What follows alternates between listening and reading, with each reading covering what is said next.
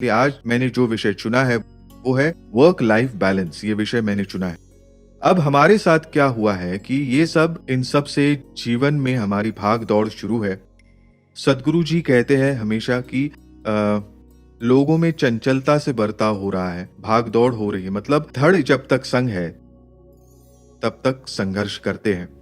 अब इस वजह से होता क्या है कि पैसे हम खूब कमा रहे हैं, लाखों में पैसा कमा रहे हैं, लेकिन उस पैसों का लुत्फ उठाने का समय नहीं है हमारे पास। देखो कितनी अजीब बात है, मतलब हर तरफ कैसा माहौल बन चुका है। पैसा कमा रहे हैं ढेर सारा, पैसे के भोग के लिए समय नहीं है। शादी करते हैं लेकिन एक साथ रहने के लिए समय नहीं।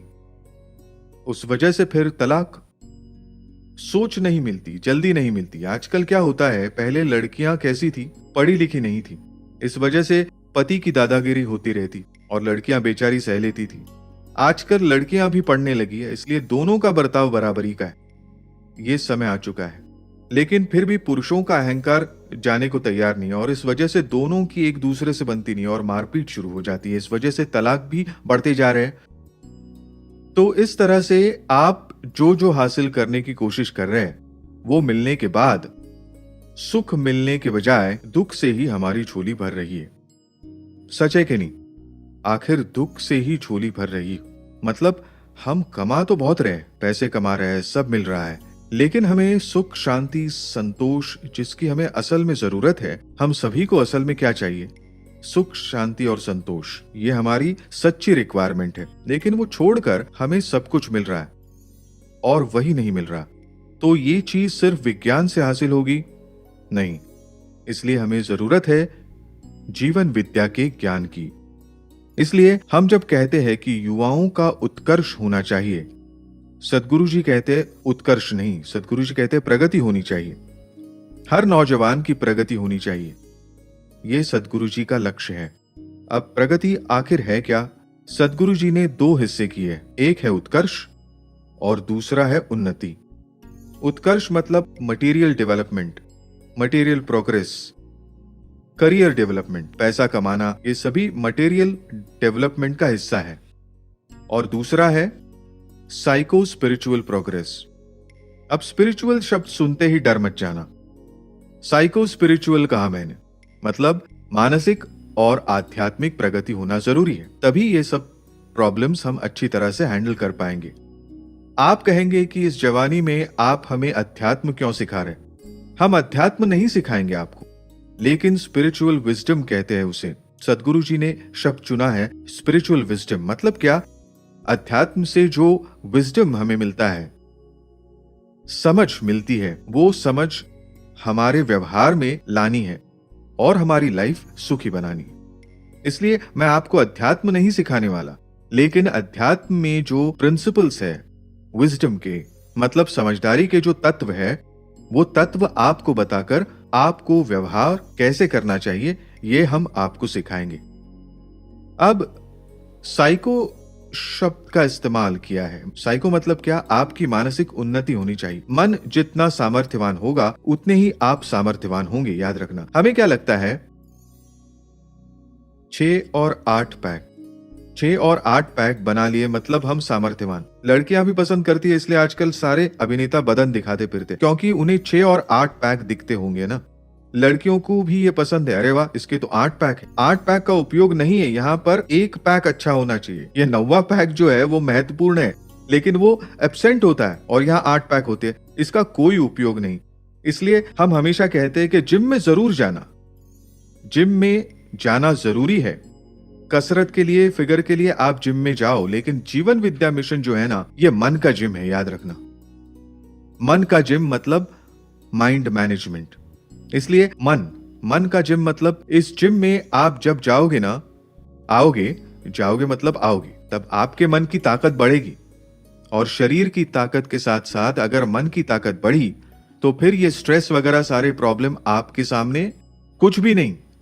इसलिए मन की ताकत बढ़ानी है और स्पिरिचुअल विजडम का अपनी जिंदगी में कैसे उपयोग करना है, क्योंकि समझदारी ही सबसे श्रेष्ठ है, याद रखना। समझदारी के सिवा कुछ नहीं। आप चाहे जितनी पढ़ाई करें, पीएचडी कर ले, लेकिन अगर समझदारी नहीं है तो कोई फायदा नहीं जिंदगी में। इसलिए समझदारी को सदगुरु जी ने सबसे ज्यादा महत्व दिया है। विजडम, यही सबसे ज्यादा जरूरी है। इसलिए यश, जिसे हम यश कहते हैं, इस यश शब्द में असल में दो शब्द है। क्या? असल में हमें सुयश पाना है। सुयश का क्या मतलब है? हम यश यश कहते हैं कि नहीं, तो सुयश का क्या मतलब? सु मतलब सुविचार, य मतलब यत्न यानी प्रयत्न, और श मतलब समझदारी। इसलिए आपको अगर सुयश हासिल करना है, यश सिर्फ करियर में नहीं पाया जाता, यश हर चीज में, पारिवारिक यश, मानसिक यश, सभी में आपको यश हासिल करना होता है। और तब तीन बातें सबसे जरूरी है, वो है विचार, सुविचार मतलब सु, य मतलब यत्न, यत्न यानी प्रयत्न, और श मतलब समझदारी। इसलिए विचार अच्छे होने चाहिए, प्रयत्न चाहिए और सही दिशा में होना चाहिए, और श मतलब समझदारी चाहिए। अगर ये तीन चीजें होगी तो आप जिंदगी में आप कभी भी पीछे मुड़कर नहीं देखेंगे, और आप पीछे मुड़कर ना देखे, यही हमारी इच्छा है। इसलिए सुयश, अगर सुयश पाना है तो तीन चीजें याद रखनी है, और ये तीनों आपको जिस जगह मिलेगी वो जगह है जीवन विद्या मिशन। इसलिए मैंने उसे मन का जिम कहा है, मन का जिम। इस जिम में आकर मन की ताकत बढ़ाएंगे, हम बढ़ाएंगे ना? Very good. अब ऐसा हुआ है कि जो हमें चाहिए ना, सुख चाहिए, शांति चाहिए, जिसलिए हम सब कुछ करते हैं। बच्चे किस लिए चाहिए? सुख के लिए। पैसे किस लिए चाहिए? सुख के लिए चाहिए। सब कुछ चाहिए तो सुख, शांति, समाधान पाने के लिए चाहिए, और वो छोड़कर बाकी सब कुछ मिल जाता है हमें। इसलिए हम आखिर क्या कहते हैं? जीवन के एंड में जब हम पहुंचते हैं तब हम क्या कहते हैं? जीवन जीना ही बाकी रह गया। क्या कहते हैं? जीवन जीना ही बाकी रह गया। फिर आपने क्या जिया?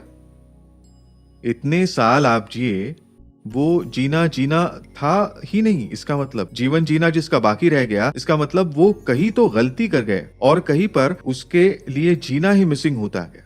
और इसलिए हम क्या हासिल करते हैं, क्या पाया? ये सवाल अंत में खुद से पूछते हैं।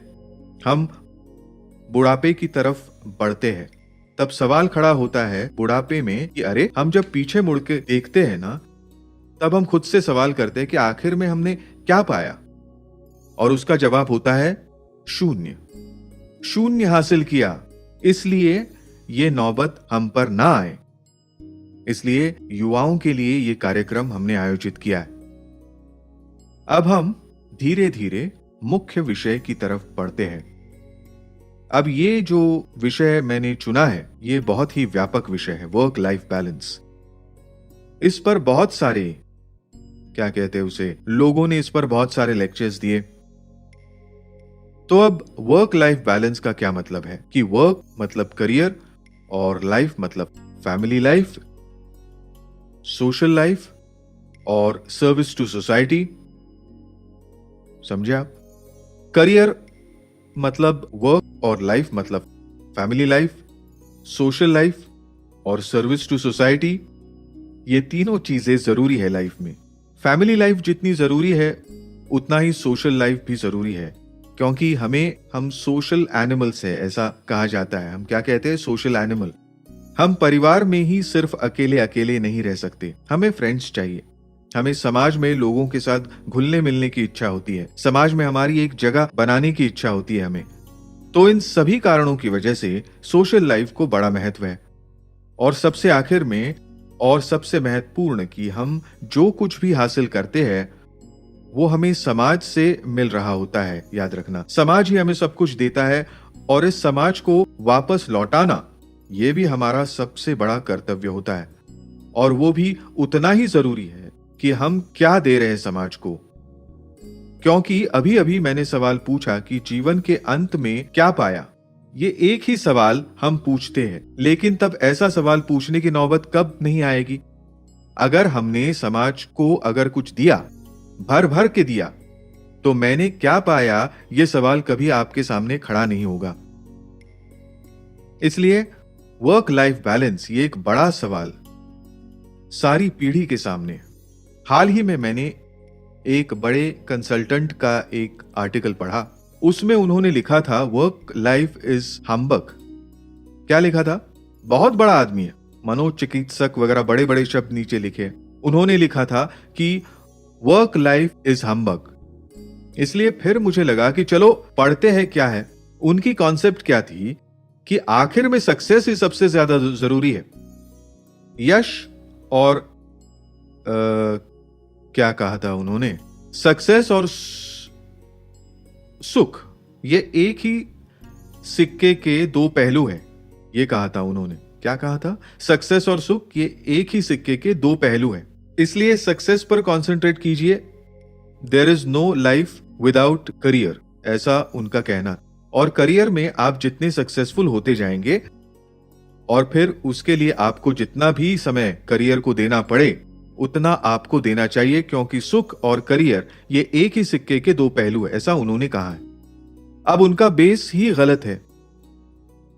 करियर और सुख एक ही सिक्के के दो पहलू हो ही नहीं सकते, और हुए भी तो दोनों दो दिशाओं में देख रहे हैं। एक सिक्का जब हम पकड़ते हैं ना, उसके दो मतलब है। एक सिक्के के दो पहलू मतलब मैंने अपना एक अलग मतलब बना लिया है। सुख इस दिशा में देख रहा है और करियर उस तरफ। दोनों आपस में कभी मिल नहीं सकते, याद रखना। इसलिए सुख ये चीज बिल्कुल अलग है, उस पर हम बात करेंगे, और करियर ये चीज अलग है। करियर से भी सुख निर्माण होना चाहिए, फैमिली से भी सुख निर्माण होना चाहिए, सोशल लाइफ से भी सुख निर्माण होना चाहिए, संतोष निर्माण होना चाहिए, शांति निर्माण होनी चाहिए। ये सच्चा तत्व है, याद रखना। इसलिए हर तरफ जीवन के हर हिस्से को देखना बहुत जरूरी है, और हर चीज से हमें सुख मिलना चाहिए। आजकल होता क्या है, काम करते वक्त हम ऊब जाते हैं, घर आने के बाद फैमिली के साथ बनती नहीं। ऐसा नहीं चलेगा। हर चीज में हमें सुख की निर्मिति करनी सीखनी चाहिए, और ऐसा हो सकता है। सच कहूं तो ये जो बैलेंस कहा ना मैंने, बैलेंस, ये इम्बैलेंस बन चुका है। इसके पीछे का कारण है ज्ञान की कमी, याद रखना। अब हम कहते हैं कि सोशल होना जरूरी है। सोशल होने के लिए अलग से फ्रेंड्स के पास जाने की भी जरूरत नहीं होती। करियर में भी आप सोशल हो सकते हैं। देखिए कितनी मजेदार बात है, करियर में भी आप सोशल हो सकते हैं। करियर में भी रिश्ते नाते निभा सकते हैं आप, और करियर में भी आप सोसाइटी के लिए कुछ कर सकते हैं, कुछ भी कर सकते हैं। ऐसा नहीं है। हमारी दृष्टि ऐसी होनी चाहिए कि करियर करते समय हमें हर पल समाज के लिए कुछ करना चाहिए। ये दृष्टि हमेशा होनी चाहिए, ये दृष्टि हमेशा होनी चाहिए। और दृष्टि कैसी रखनी चाहिए मैं आपको बताता हूं। अब बैलेंस कैसे संभालना है, ये सबसे बड़ा सवाल है। बैलेंस संभालना है हमें। अब बैलेंस संभालते वक्त क्या होना चाहिए? हमें हेल्थ चाहिए, वेल्थ चाहिए, सक्सेस चाहिए, और फैमिली लाइफ भी चाहिए। सुख, शांति, संतोष भी चाहिए, सब कुछ चाहिए हमें। अब सदगुरु जी ने क्या कहा है कि जीवन विद्या जो है ना, जीवन विद्या मतलब क्या है? जीवन विद्या ये एक शास्त्र है। सदगुरु जी कहते हैं साइंस है। साइंस क्यों? क्योंकि वो निसर्ग नियम पर आधारित है। कहीं बाहर से लाए हुए तत्व लोगों के गले नहीं उतारे हैं। संपूर्ण जीवन विद्या जो है वो प्रकृति नियम पर आधारित है। मतलब उसका अधिष्ठान, उसका बेस ये प्रकृति नियम अनुसार होने की वजह से वो धर्मातीत है। किसी भी धर्म और जाति का वहां भेद नहीं, किसी को भी लागू है। और कालातीत है, मतलब वो कभी नहीं बदलेगी। प्रकृति का नियम कभी नहीं बदलता, ये याद रखना। इसलिए जीवन विद्या जो सिखाती है वो किसी भी काल के लिए उपयोगी है, और आज जितना उपयोगी है उतना ही अगली पीढ़ी के लिए भी उपयोगी होगा, और उतना ही पिछली पीढ़ी के लिए भी उपयोगी होगा। इसलिए ये शास्त्र है, ऐसा सदगुरु जी कहते हैं। सदगुरु जी कहते हैं कि ये कला है। कला क्यों है? क्योंकि ये जीवन विद्या अप्लाई करनी चाहिए हमें। अप्लाई कैसी करनी है? ये कला है, उसे आर्ट कहते हैं। इसलिए हम कहते हैं कि जीवन विद्या एप्लीकेशन, और हम जिसकी बात करेंगे वो अप्लाइड है। मतलब अप्लाइड जीवन विद्या, यानी कि कला सीखने वाले हैं हम। क्योंकि कला सीखे बगैर हम कलाकार नहीं बन सकते। ये कला जब हम पूरी तरह से आत्मसात करेंगे तब हम कलावंत बन जाएंगे, और कलावंत बनने के बाद हम यशवंत बन जाएंगे, बुद्धिवंत बन जाएंगे, जयवंत बन जाएंगे, भाग्यवान बन जाएंगे, सुखवंत हो जाएंगे, और शांत चित्त होने वाले हैं। शांत चित्त मतलब stress free life, no stress, no stress. हर जगह लोगों ने स्ट्रेस को बहुत बढ़ा चढ़ा कर रखा है। लोग कहते हैं कि स्ट्रेस मैनेज करना कठिन। हम क्या कहते हैं? Enjoy the stress. स्ट्रेस आपको एंजॉय करना सीखना होगा। इसका मतलब कि हमें शांत चित्त होना सीखना होगा। तो अब देखिए, अगर आपने जीवन विद्या की एक कला आत्मसात कर ली तो आप क्या क्या पाएंगे? भाग्यवंत, मतलब भाग्यवान हो जाएंगे आप। सुखवंत, सुख मिलने वाला है आपको। जयवंत, हर समय आपकी जय होगी। Winner, all the time you are winner. फिर धनवंत, पैसा मिलने वाला है।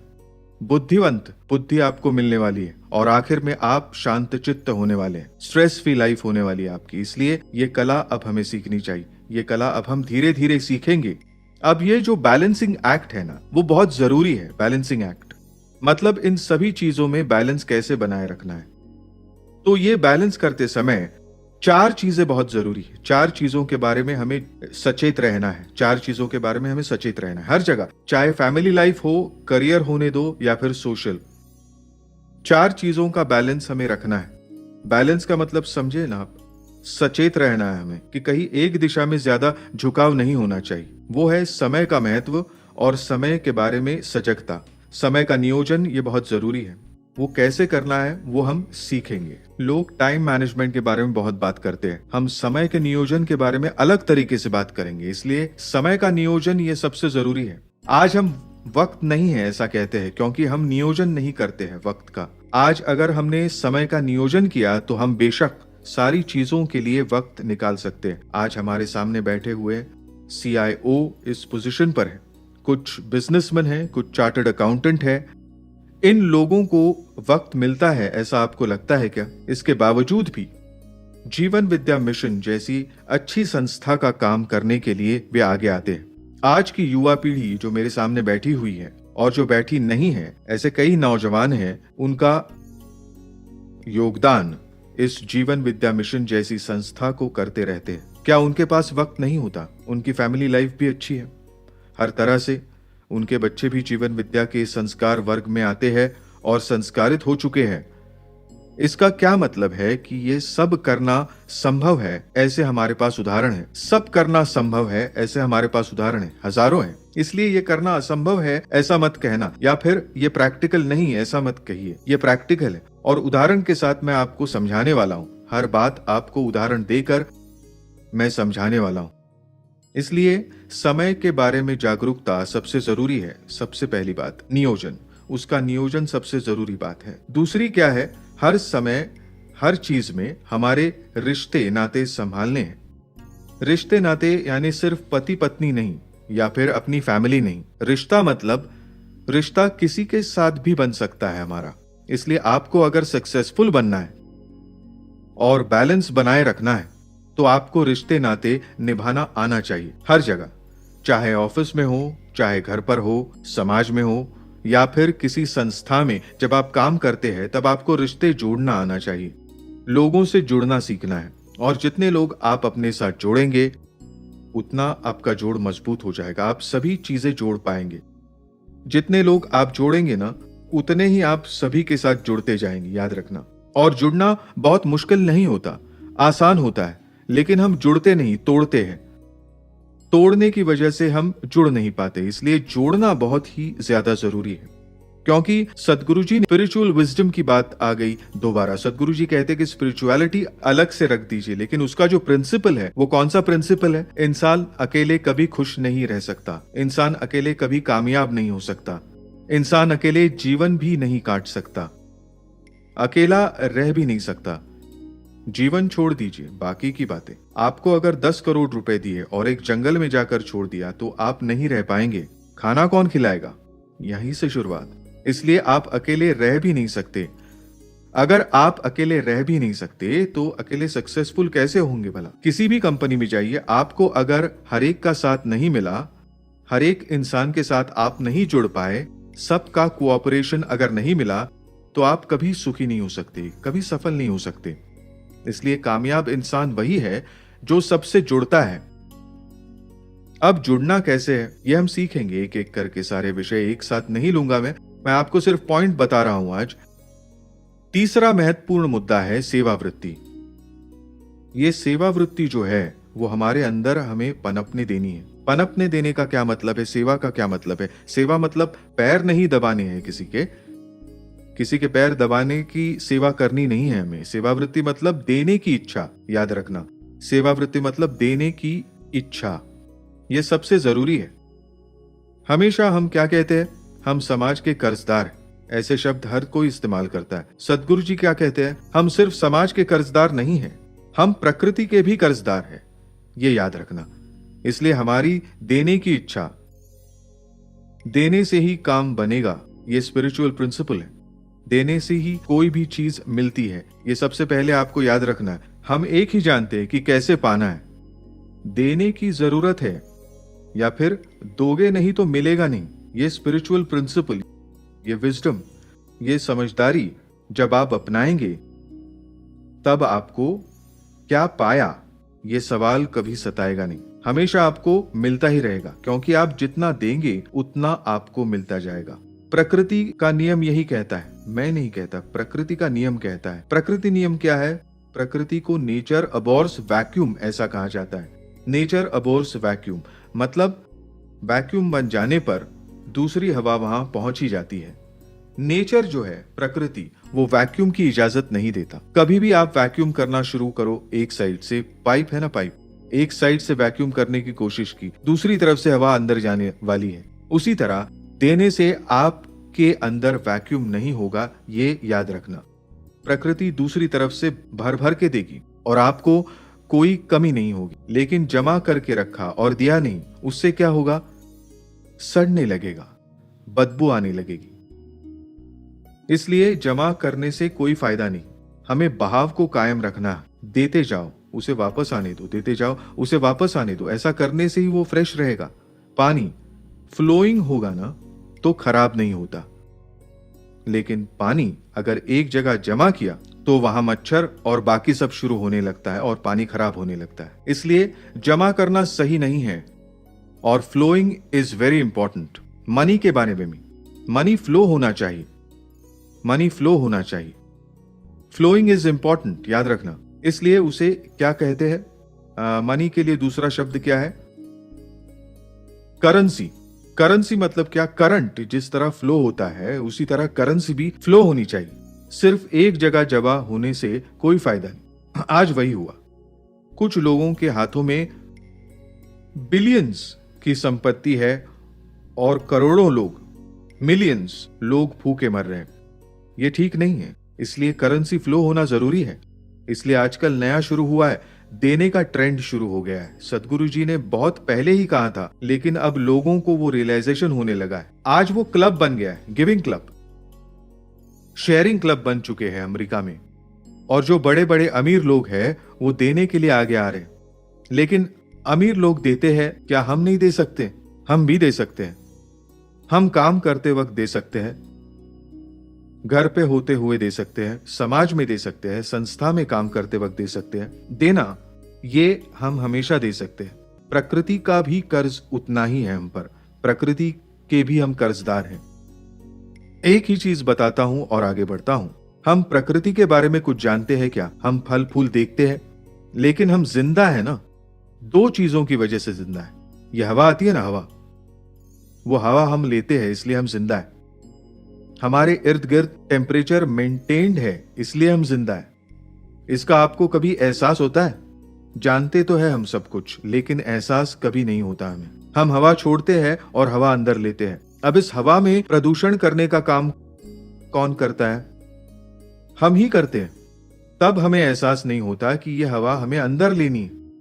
यही हवा हम वापस अंदर लेने वाले हैं, इसका हमें एहसास नहीं होता। इसलिए प्रकृति को क्या देना है, इसका पहले विचार कीजिए। सिर्फ लेने के बारे में मत सोचिए, क्योंकि जो देंगे, जो देना है वही लेना है, याद रखना। इसलिए प्रकृति को हमें क्या देना चाहिए। इसलिए प्रदूषण करना सही नहीं है। पर्यावरण का संतुलन बनाए रखना चाहिए। हम नहीं रखते। हमें क्या है, सिर्फ पैसा कमाना है, और सब बर्बाद भी हो जाए तो हमें फर्क नहीं पड़ता। अरे उसी प्रकृति की वजह से आप जिंदा हो। दो आसान सी चीजें बताई मैंने। टेम्परेचर बढ़ा कल, अब टेम्परेचर बढ़ा हुआ है, हर जगह 45 तक पहुंच चुका है। अगर कल 50 डिग्री हो जाए तो मुश्किल होगी आपको और हमें, याद रखना। आज ही कितने लोगों ने जान गंवाई टेम्परेचर की वजह से। इसलिए प्रकृति का कर्ज देने के लिए हमारे अंदर जो सेवा वृत्ति है, सेवा वृत्ति यानी क्या? देने की इच्छा। देने की मतलब समाज को देने की इच्छा और प्रकृति को देने की इच्छा, दोनों इच्छाएं हम अच्छी तरह से बनाए रख सकते हैं। वो कैसे, वो मैं बाद में बताऊंगा। करियर करते वक्त हम किस तरह से कर चुका सकते हैं समाज का। सोशल वर्क मतलब कहीं जाकर सोशल वर्क किया, वो तो करना ही चाहिए आपको, लेकिन हमेशा काम करते वक्त, जीते वक्त हम लोगों को हमेशा दे सकते हैं, समाज को हम वापस दे सकते हैं। इसके बारे में हमें अगली बार सोचना चाहिए। और चौथी और सबसे महत्वपूर्ण चीज है प्रेम। प्रेम सूत्र से हम सभी एक दूसरे से बंधे हुए होने की जरूरत है। प्रेम का कोई विकल्प नहीं। द्वेष, लालच, जलन, ये सारी चीजें दूर करके अगर हमने प्रेम जाहिर किया तो प्रेम किस पर करना चाहिए? प्रेम का नाम लेते ही युवक खुश। आप जो कह रहे हैं वो सही है, वही तो हम कर रहे हैं। आजकल तो 8वीं कक्षा से ही प्रेम शुरू हो जाता है। सीरियल में भी 8वीं कक्षा के छात्र प्रेम करते हुए दिखाई देते। समाज का प्रतिबिंब टीवी पर। आप कहेंगे वाह दादा, अच्छी बातें कर रहे हैं, प्रेम तो हम कर ही रहे। उस प्रेम की मैं बात नहीं कर रहा। वो प्रेम तो करना ही है, लेकिन उचित समय पर करें। इसलिए प्रेम किस पर करना? काम से प्रेम, कुटुंब से प्रेम, पत्नी से प्रेम, देश से प्रेम, समाज से प्रेम और प्रकृति से प्रेम, यह हमें करना चाहिए। इन 4 चीजों के बारे में अगर आप सचेत रहें तो आपको बैलेंस किस तरह रखना है, सिर्फ प्रकृति का भी बैलेंस रख पाएंगे और आपके जीवन का भी बैलेंस रख पाएंगे। ये सब हम देखने वाले हैं धीरे धीरे। मैंने आज आपको सिर्फ हमारा स्वरूप दिखाया। कितना भी बड़ा प्रॉब्लम हो और सॉल्यूशन भी हमारे पास है उसका। ये सॉल्यूशन हम आपके सामने रखने वाले हैं।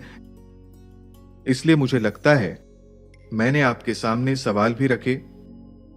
आजकल के युवाओं के प्रॉब्लम क्या है और उनके सॉल्यूशंस क्या है, उसकी थोड़ी सी झलक मैंने आपको दिखा दी। तो इसका सॉल्यूशन, मैं सबका सॉल्यूशन दूंगा। तो हम यहीं रुकते हैं और अगली बार हम फिर मिलेंगे अगले विषय के साथ। थैंक यू, नमस्कार। हे ईश्वर सबको सन्मति दे, आरोग्य दे, सबको सुख दे, आनंद और ऐश्वर्य दे। सबका भला कर, कल्याण कर, रक्षण कर।